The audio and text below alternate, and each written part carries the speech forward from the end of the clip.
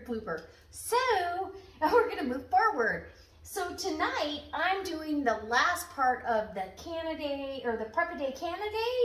You know, the day before yesterday I posted the video on how I prepped for this canning session and really making, you know, the bone broth or the chicken stock and then getting it all strained off. Got it, and I used one of these tubs for chicken and dumplings. And let me just tell you, you need me to make chicken and dumplings for you because it was a huge hit with everybody I shared it with, and myself included.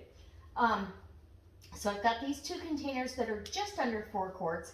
They've got a little sediment at the bottom. I'm gonna ladle it out and leave that. I don't want that in my canning jar, so I'm gonna try to, you know, ladle that. Even though they've been strained really, really finely, this is going in the stock pot to heat up. The canner is heating up on the stove to 180. I've got my jars all cleaned. My lids and rings are out. I'm gonna heat up my water for my lids and we're gonna get to canning. So, super easy. This is a quick and easy weeknight canning session. You know how you have a weeknight meal? Weeknight canning. All right. Okay, so we're back. The broth is heated up and the jars are hot. I fill them with water and I put them in the canner to temper the jars. Heat up the canner to about 180. So these jars, you know, they're going to withstand the temperatures. They're already tempered, hot broth, hot jars, hot canner. And there you go. Look how rich this broth looks. And this is chicken. But because I use the rotisserie and you want 1 inch of headspace. Delicious. I'm so excited to have quarts of stock. I have a couple jars of turkey stock out there, but so I'm playing with a couple different lids. So let's get, I have 1 smallmouth, which is typically what I would use for this is a smallmouth jar.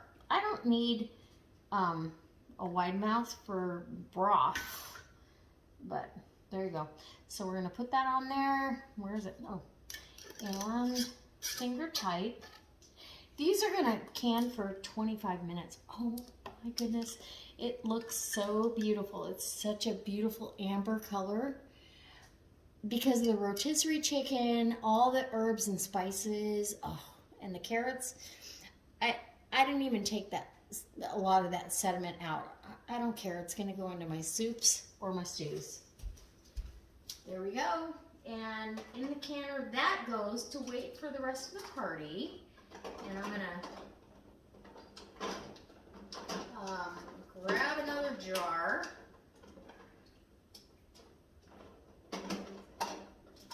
And we're going to can this for 25 minutes. Quarts are 25 minutes.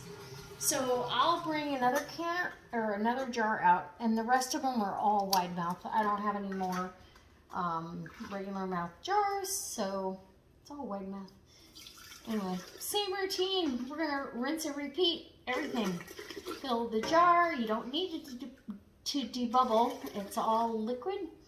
I already pretty much defatted because I ran it through the fat separator, which I really like that. There's just not much to worry about after that.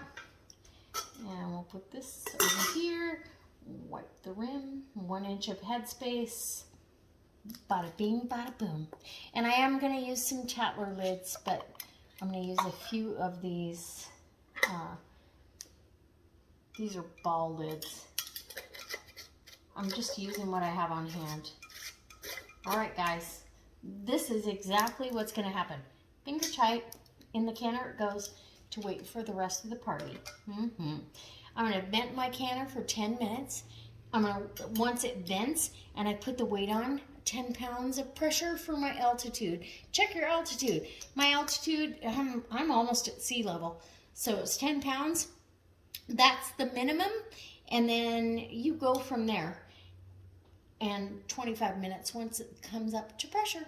I'll be back when I'm pulling Okay, guys, so the canner has come off the pressure. I have taken the lid and, you know, cattywampus, yeah. So now, and it sat there for, I don't know, 10, 15 minutes. And now I'm going to take this beautiful broth stock, bone broth. This is absolutely delicious. The leftover stuff is already gone. It's phenomenal.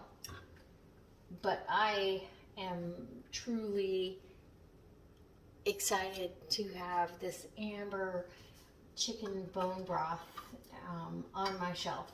So there we go. 7 quarts of that going on a shelf, and you know, 4 of them are with Tatler lids,